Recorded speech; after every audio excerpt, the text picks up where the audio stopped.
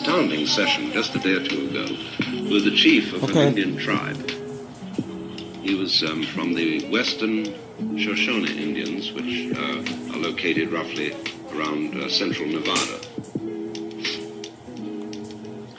And he was explaining how the government of the United States is really seriously trying to get rid of the Indian way of life completely, especially by virtue of a bill which allows the Indians to borrow money on their own land. To get rid of the Indian way of life. So, when he had told his story, I said, well, now, what do you want us to do about it? He said, that's the wrong question. I knew this was coming. He said, you pale faces, you white people, you always think about doing something. That means in voting, in politicking. But that's what's the matter with you. So I said, yeah, that's what's the matter with you. He said, we're going to do something about it, but we're not going to do it in your terms. We expect you to be sensible enough to correct your own actions. We're not going to fight you in the ordinary way, not on your terms.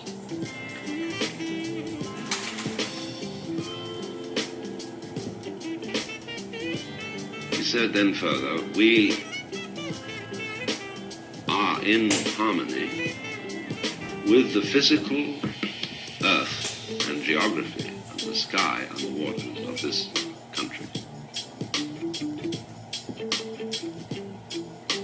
And you will strangely find that there are going to be more and more tornadoes, more and more earthquakes, more and more natural disasters.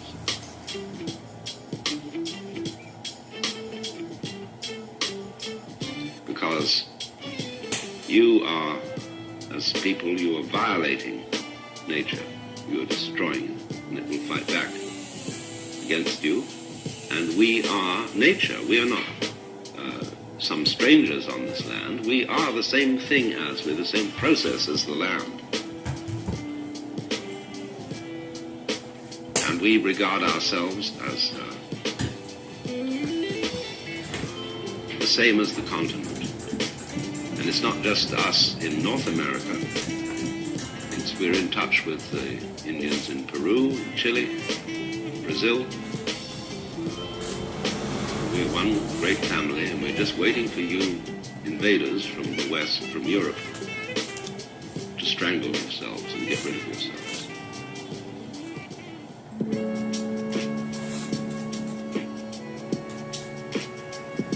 But in other words, he was saying that he wouldn't play the political game. Not on any account. And didn't really want us to play a political game on their behalf. Now, this is something so inconceivable to most white people. Because, for example, when you get Indians on a reservation and they don't do anything and they don't develop it and they just sit around and we say, well, they're no good.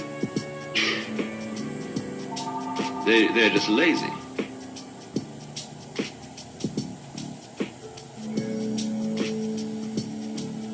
They cannot make us understand the importance of a contemplative life. We say you are of no value, you're not even human, unless you're changing things, unless you're interfering, unless you're progressing.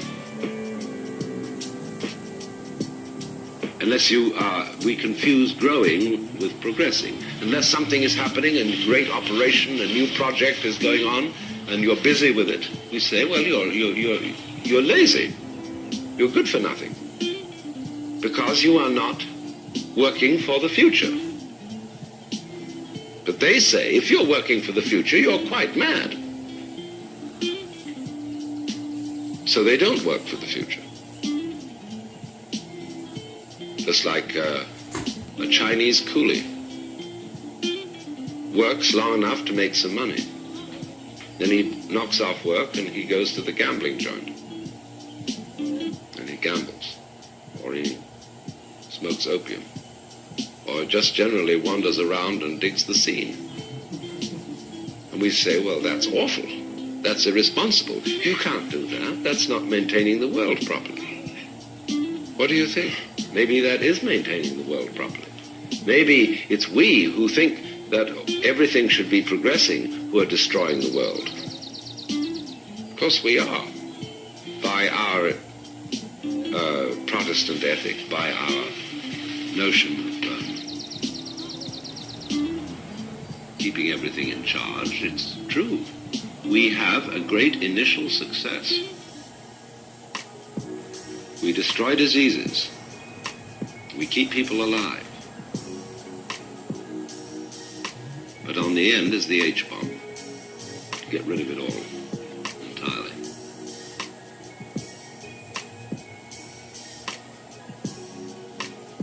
So these non-political people are saying to us, the trouble with you is you don't know what you want. You have a future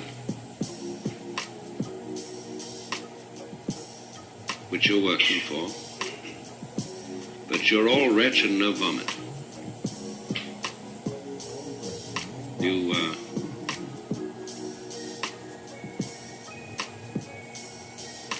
You promised yourselves that a good thing is going to happen. You keep promising.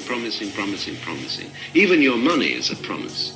It says on the dollar bill that the Treasury of the United States will promise to pay $1. What are you going to get if you deliver this and say, come on now, I want whatever it is that this dollar, and they just can give you credit.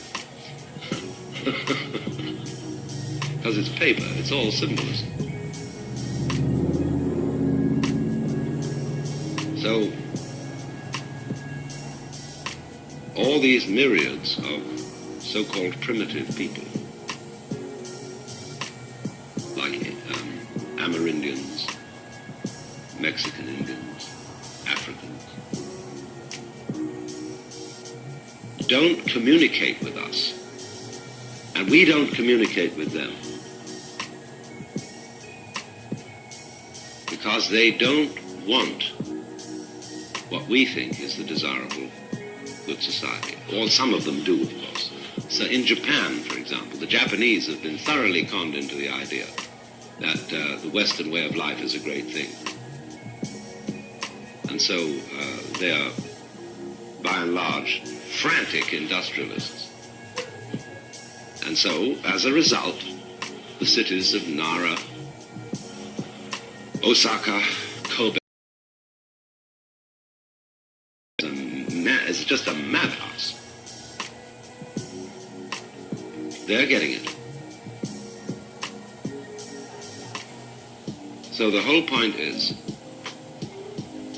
the future is an illusion. The basic ideas in Hindu cosmology, that in the course of time, you go through the series of yugas, or the epochs. You begin with a great state of affairs, and it gradually deteriorates. Is a way of saying to people, in the course of time, things only fall apart.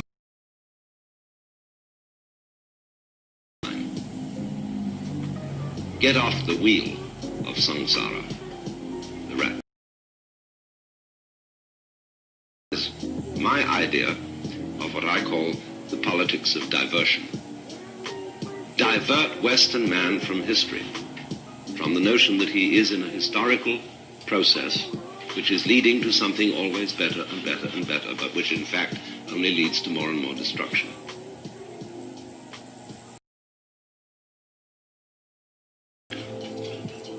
By living a style of life which is timeless, and which is therefore more attractive than life devoted to time. That doesn't exclude our technological power. Part of the whole point of technology that I'm going to take up in detail in a later session we have the power to obliterate poverty completely. But this must not be looked at in a historical way. While it is looked at in a historical way, it will not work. That is to say, the whole problem of money and the distribution of the wealth of the world as produced by technology is a psychological problem and not a material problem. People are hypnotized with money, which is the symbol of wealth, as if it was something that was valuable in its own right. That's the confusing money with gold. When Ramakrishna said that one of the evils of the world was gold, he was, I think, perhaps unconsciously quite correct. There's a story that once upon a time, all the banks in the world got tired of shipping gold from country to country. And so they decided to open an office in an island in the Pacific where all the banks had their headquarters and all the gold was put together there, so that all they needed to do when they had to exchange some gold was to trundle it across the street. And operations proceeded beautifully for about 10 years. And then all the heads of the banks from the different countries came with their wives and their children to visit the island and have a great convention. And so they inspected the books and the transactions, and everything was in perfect order. At last the children said, "Daddy, want to see the gold?" And so the bank president said to the managers, "Take our children down to the vaults so that they could see the gold." And so all those managers said, it's sort of difficult and a little problematic, and it takes a lot of time. And the president said, "Well, don't be stupid. What's the matter? Can't they see the gold?" So they hummed and hawed and said, "Well, we're sorry to report that 7 years ago there was a disastrous subterranean earthquake, and all the gold was swallowed up. But of course, we all knew how much we had at that time, so we've kept the books accordingly." So it's a joke. People don't realize, in other words, that money is bookkeeping. Nothing but bookkeeping. And therefore the whole idea of taxation, for example, is a complete anachronism.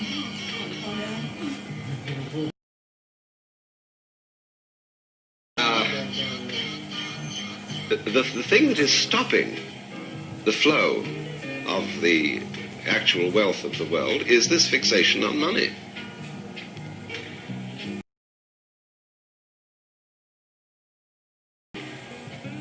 And issue, instead of charging taxes, issue credit.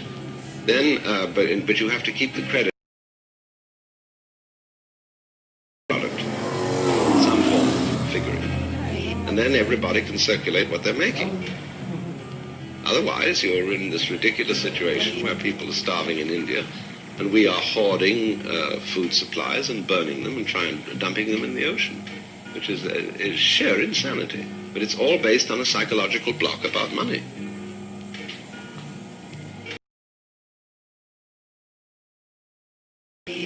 This kind of psychological block is what in Indian philosophy would be called a maya. It is an illusion. It's the same kind of illusion as that of the future, of the idea that the future is when we're really going to live. And if that's the way you operate, when you get there, you're never going to be able to handle a donkey with a carrot suspended from your collar on a rod like this, pursuing you. Well, now,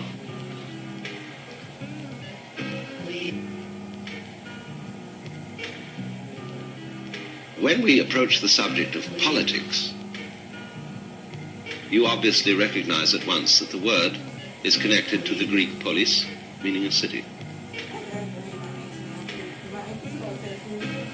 And the city, as I've indicated in a former lecture, is probably an ephemeral phenomenon in human life.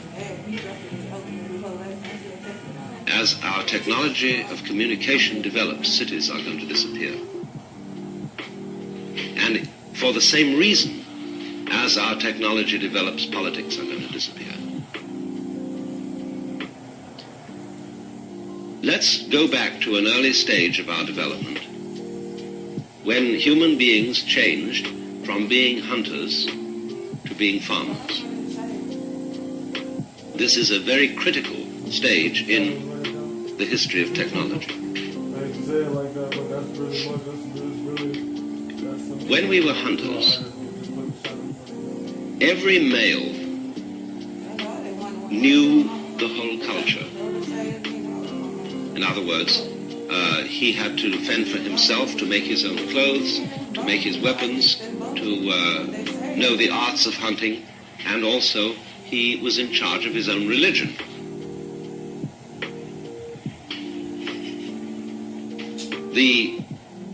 There were peculiarly religious people in hunting cultures, and they are called shamans, or medicine. The thing about a medicine man, as distinct from a priest, is that he is not ordained by anybody else. He doesn't have to be approved by a guru or by an organization or a church. He goes away alone into the forest and gets his own thing. He may contact what he calls the ancestors, but he has to do it by himself. Now, when a community settles, and instead of being a roving hunting people living in the forests, and they form instead a village, a great change occurs. Where do villages and towns occur? Where a road crosses a river or a road crosses a road. And then around that, which were originally hunting tracks, trails, a stockade is built. And that is called the pale. We say a person is beyond the pale. That means he's an outsider. Because the pale from the palus, the tree, is the used to make the stockade. So inside the stockade, there are 4 divisions, 4 blocks of town. And it is of the essence of an agricultural, as distinct from a hunting culture, that you specialize, that you divide labor. And so when labor divides itself, it tends to divide into 4 major groups. Those, first of all, who are the brains, the Brahmins, the idea people, the thinkers. Second, the brawn, the military men, who defend the scene. So they are called in India the Kshatriya. Who next? Why, the traders, the merchants, the Vaishya. And then next, who? The craftsmen, the skilled workers, Shudra. Of course, then outside, there are the people who don't have any particular qualifications. And they're the lower outcasts, who are untouchable. But there are another group who are very curious. They're also outside the pale, but they are respected for being outside the pale. And they are called, in Sanskrit, Shramana, which is the same as the word shaman. Or in Chinese, Xiaolan, meaning an immortal who lives alone in the mountains. In other words, the people who still retain the values of the hunting culture. And say, like this: when you settle down in the city, in the palace, and you divide labor, and you're tinker, tailor, soldier, sailor, rich man, poor man, beggar man, thief, you assume roles. You put on a mask and say, I'm a soldier, I'm a priest, But you get more masky than that. You say, I am a person. The word person means mask. Persona. The mask worn by actors in the Greco-Roman drama. And you are taught, while you live in the polis, that you are your mask. I was taught by my mother that I was Alan Watts, and I've never been able to recover from it completely. And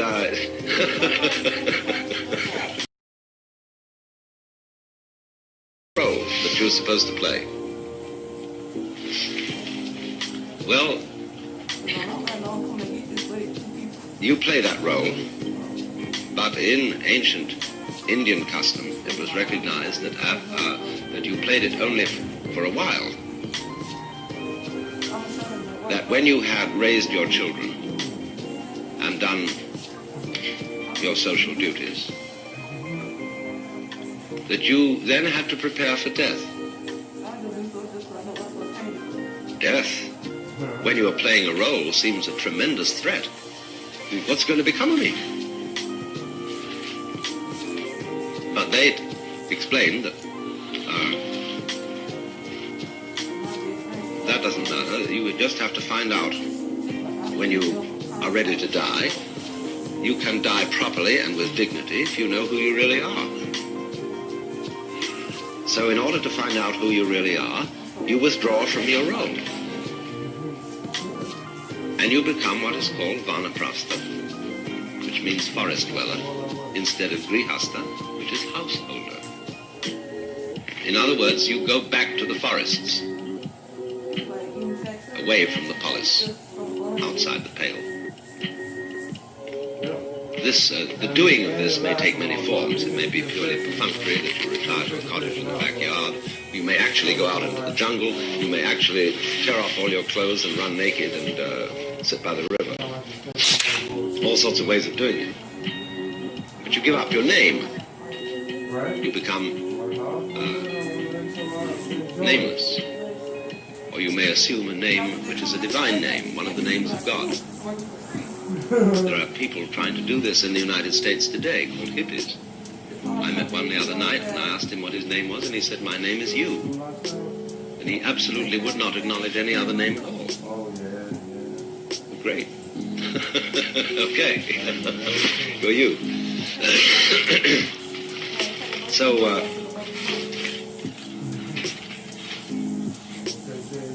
when you become Vanaprastha, you're outside the pale, and you concentrate your psychic energy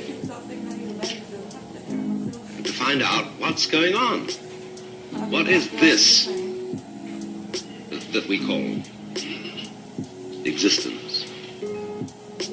You can find this out quite easily, but you have to pay attention to it. You have to concentrate. You have to give your whole mind to, say, take hold of a sound and find out what sound really is. Or you can look at light and find out what light really is. Or you can touch something and find out what is going on here.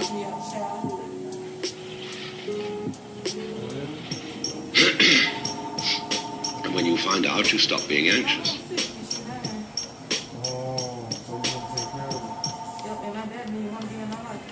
But you see then, politics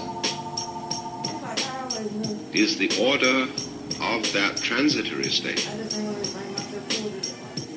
which is the city arrangement, the role play, the game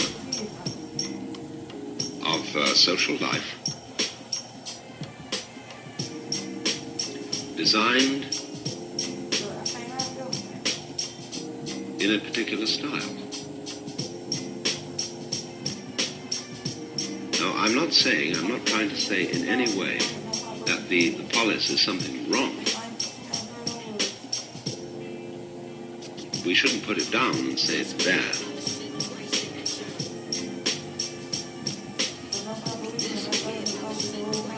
The only thing that could be bad is to take it too seriously.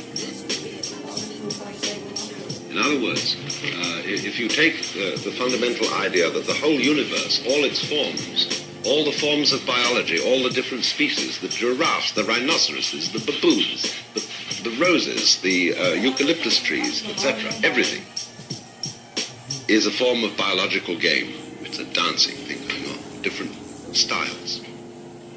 And we wouldn't want to say to any of those things, you shouldn't have them. Because they're all the great Maya, the great illusion, the great play. And so the polis, the human community, organized with division of labor, with classes, with all the complications of economics and banking and transportation and so on and so on and so on. All this is a particular kind of play. And each form of it is as legitimate as, say,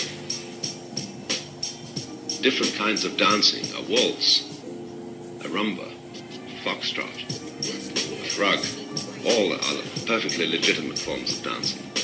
So the universe does this. But the important thing to understand, what the sannyasin, the shramana, the man who goes outside the pale, is saying is, please, people who are in the pale, my existence reminds you that you're only playing. Don't take it too seriously. Because if you take it too seriously, you're going to start destroying each other and fighting and saying this city against that city, this country against that country, so on. Because you're too involved. So every sane society allows a certain number of people to deviate. Monks, some sort of outsiders. It says you don't have to join. You don't have to play the game. A society which is insane and unsure of itself cannot allow that to happen. It says everybody must join. Everybody must work. Everybody must belong. And then freedom disappears. Because as a matter of fact, the anxiety is if you say, well, you don't have to join, there are conditions under which you can go out, then a lot of people get together and say, well, what would happen if everybody quit? I asked, what would happen if everybody decided to take American Airlines Flight 3 to New York tomorrow? Well, they just wouldn't get on. I mean, and they won't anyhow. Because a lot of people aren't interested in that, are not ready to quit. That doesn't mean that they're inferior. The acorn is not inferior to the oak tree. It's a potential oak, but as an acorn, it's just as beautiful and lovely a thing as a full-grown oak is. A baby is as lovely as an adult, sometimes a great deal more lovely. So a person who is in a beginning state of evolution is just as marvelous as a person in a high state of evolution. Just as much a manifestation of the divine dance. So, when a society allows a certain number of people to withdraw, it should have no anxiety that everybody will want to withdraw. Because some people are absolutely fascinated in competition, in being involved, in playing the game. They should be. It's fine for them. But we are witnessing in the United States today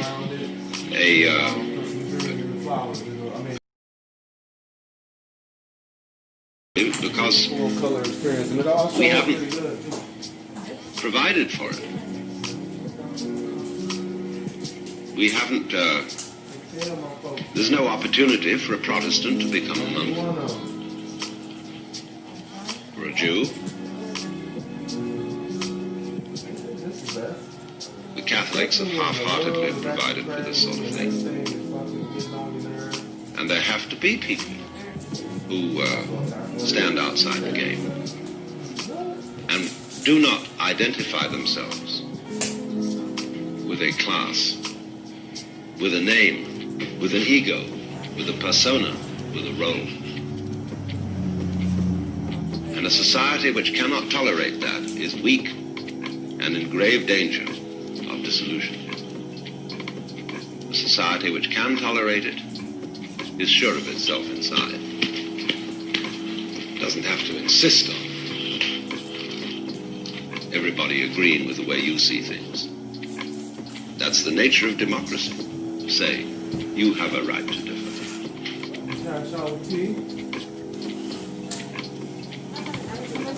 And so, furthermore, underlying the nature of a democracy is the notion of mutual trust. That was 175. And this is difficult in a polis.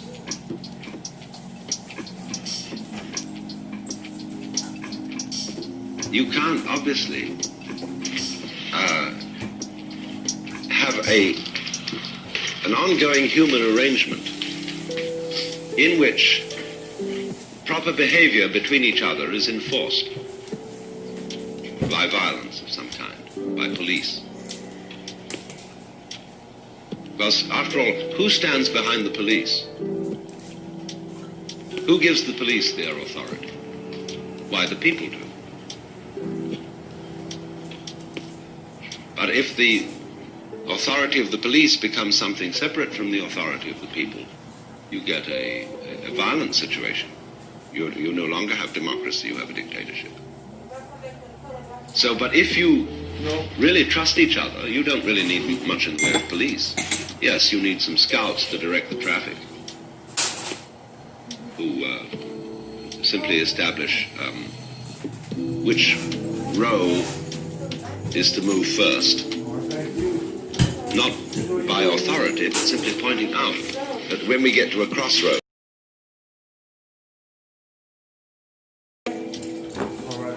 order here, and we let so many cars go through this way, then we stop them and we let so many cars go through that way. And that's for the mutual benefit of everybody concerned. So there's a scout there to give a signal, which we've all agreed upon. But when that scout starts dressing up like a stormtrooper and putting on all kinds of guns and whistles and helmets and things like that, then he begins to act his role. He begins to behave like that kind of a person. And he becomes a vested interest. So we have to say to him, go back to your Boy Scout's hat. Take off that helmet. On those bandoliers full of bullets, and those boots. Start looking like a human being again. And then you'll behave like one. And everybody will respect you when you put up your hand and say, this row, please. And everybody will, of course, naturally accommodate themselves. So,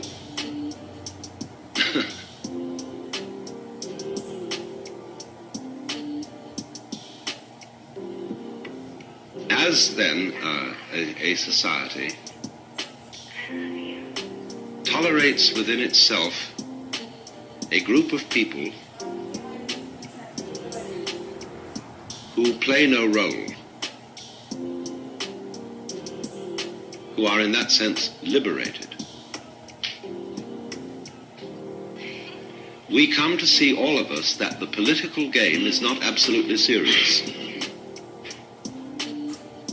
That the laws of the state are not the laws of nature. That the laws, what we even call the laws of nature, are, very many of them, nothing but social institutions, like time, like space, and so on. And so in not taking our civic, political life too seriously,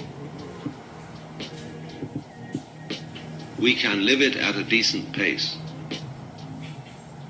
and stop from the idea that it is our sacred duty to impose our wonderful way of life on everybody else.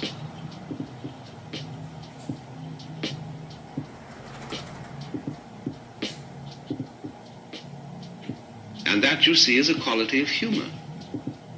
When you don't take yourself too seriously, then you can laugh at yourself. And this is the most essential ingredient for a politically healthy people, is to be able to laugh at themselves.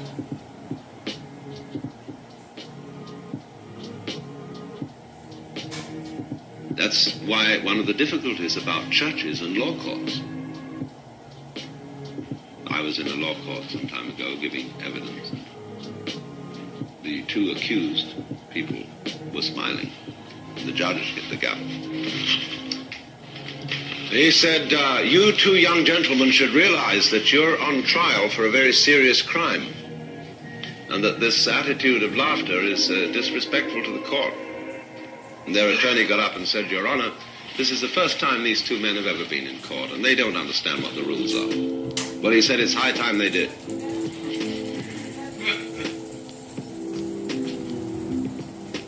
Now, every great court where a supreme king, Chakravartin, presides, always provides for a jester to be present.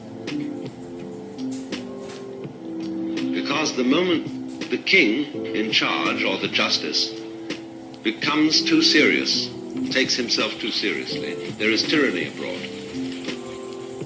And so a proper king has sitting right down there on his left a character in cap and bells, the fool. And in ancient days, the fools were very powerful people.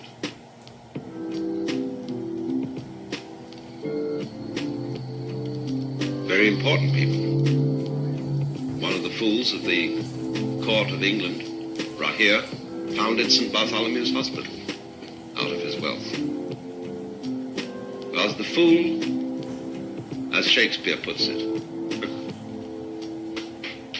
within the hollow crown that rounds the mortal temples of a king, keeps death his court.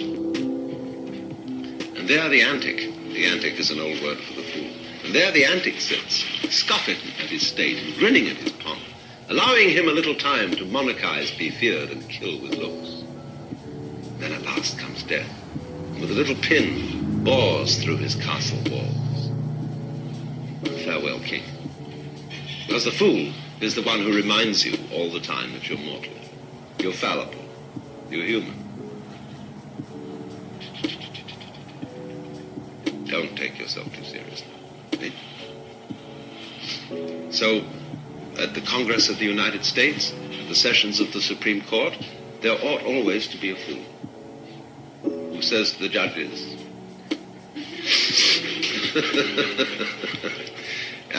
but you know, the trouble with republics is that they are a little insecure and they don't allow fools around. Very secure kings only can allow fools. Dictators can't allow fools because they rest upon the will of the majority. They get into power through referendums. They sure can't tolerate fools around. It's only an aristocrat, a person who has come from a long, long line of rulers and isn't insecure about the situation. He can allow the fool. So if a people is to be mature, a democracy is to be mature, it must allow the fool. It must allow the joker. And not merely as a cartoonist in the daily press to point fun at the goings-on of the presidency, but somebody actually present at cabinet meetings, who is appointed to be the maverick, to be the funny man of the whole session. In the same way, a university faculty must have in its membership a small percentage of complete screwballs who are not respectable scholars, who have weird ideas, because they will keep the rest of the faculty alive. Not too many of them, always a little balanced, like the salt in the stew, a little bit, but not too much. That is always the element of the people who say to the whole system that's going on, to the whole reality of life, ha ha.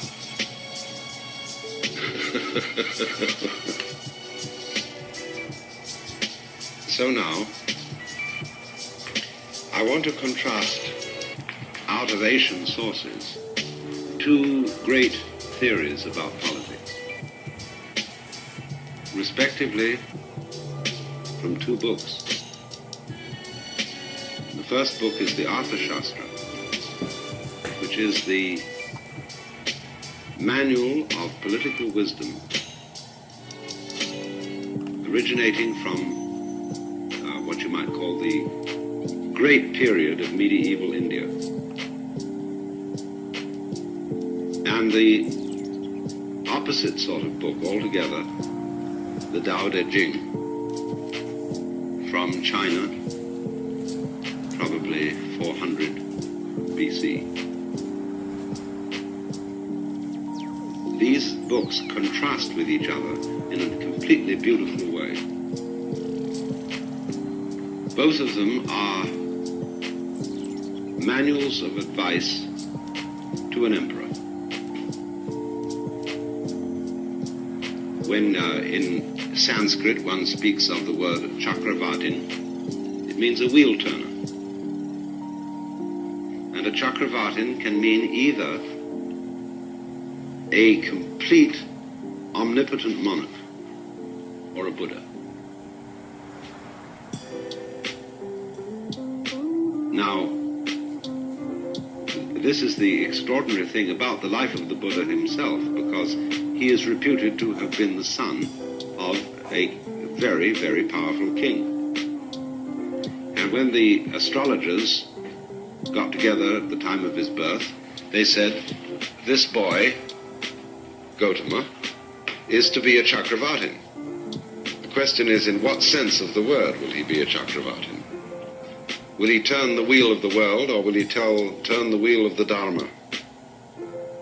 And his father wanted him, of course, to maintain the royal line and turn the wheel of the world. What is the wheel of the world? The wheel of the world is the samsara, the rat race, the squirrel cage. And the wheel of the Dharma is the same wheel, only you run along it without thinking you're getting anywhere. When the Earth circles the sun, it's not going anywhere. And when you play music, you're not aiming at the final chord. When you dance, you're not aiming at a particular spot on the floor. But if you think that in the process of music or dancing or whatever, that there is some destination at which you should arrive, then you are in the rat race wheel, the samsara wheel. And the Chakravartin is the master of controlling things. And so, in this extraordinary book called the Artha Shastra, Artha means citizenship, belonging to society, what is involved in the duty of social organization. Shastra means a text that is of an authoritative kind. Not so authoritative as a sutra, but nearly. So, here is this book written to describe the duties of a man who is a complete tyrant. You've got to be God. You've got to govern. This is your duty. Somebody has to be elected to be President of the United States. Or whatever. By whatever method of election. It may be vote, it may be birth. And it tells you that if you take the reins of power, what you're going to have to do. Phenomenal. This man who wrote it was far more realistic than Machiavelli. And he said, from the start, realize that you will never succeed. The road of power is always failure. But you may have to take that road. It may be your svadharma, which means your own function, your vocation, what life elects you to do. And you'll never succeed at it. But in the pursuit of power, this is what you're going to have to do.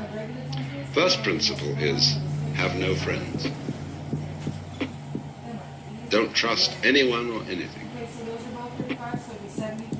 You therefore imagine yourself living in a palace which is a fortress. And the palace is so constructed that it's a mandala, a circle. Rings within rings within rings, both architecturally and organizationally. And you are the spider in the middle of this web. In your inner sanctum, you cannot really sleep. You must at best only sleep with one eye closed. And you have guards around you all the time, and you have secret guards who watch those guards. You can't really eat because somebody always has to taste the food for you first. Be sure it's not poison. And then you arrange your ministers and advisors in the following way. Every ring you set at odds with the next ring around it. And you promote discord between the separate rings on the principle of the Latin saying, divide et impera, divide and rule. So that therefore, for example, you have a very close association of cabinet members who are your immediate advisors. But don't trust them. Have just beyond them some subordinate advisors who want to usurp their positions and will watch your cabinet ministers for any treachery to expose them and immediately give them away. And in this way, you guard yourself against treachery from the immediate circle. And so you do this the whole way out. Then you plan within the center of this palace a secret exit where you have a trapdoor and a tunnel that goes down to the river where there's a speedboat waiting to make an immediate getaway if there should be a palace revolution. But on the way from, as you go down, there is a special keystone that you can remove and cause the entire palace to collapse and shatter everybody inside it. So here you have this thing, which is very, very much like a modern fantasy, George Orwell's book, 1984, where Big Brother is watching everyone. The trouble for Big Brother, though, is that in watching everyone to see that they don't break the law, he has no time to enjoy himself. Just as this poor guy who's the Maharaja Chakravartin cannot sleep because he's always got to be on the watch. So Big Brother could never take his girl for a walk in the park. He's always got to have his eye glued to the television, which is inspecting what everyone is doing. He's the most miserable of men, the spider caught in its own web.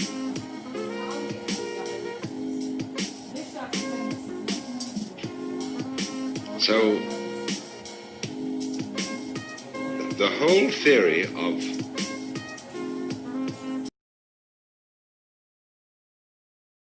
control by imposition of the rule of law from above, which is, alas, the Christian theory of the universe. This is the way God is operating. Do you realize that according to the theology of St. Thomas Aquinas, God is personally aware with his full total consciousness of every atom of existence. That is to say, a mosquito's wing does not vibrate without the entire total consciousness of the Mass of the Episcopal Church opens with the prayer, Almighty God, unto whom all hearts are open, all desires known, from whom no secrets are hid. Think of it. Think of having to be occupied with the vagaries of every human mind. Think of the boredom of having to put up with all that. See? Poor God. The victim of his own power game. And so the most ingenious man who wrote the vivid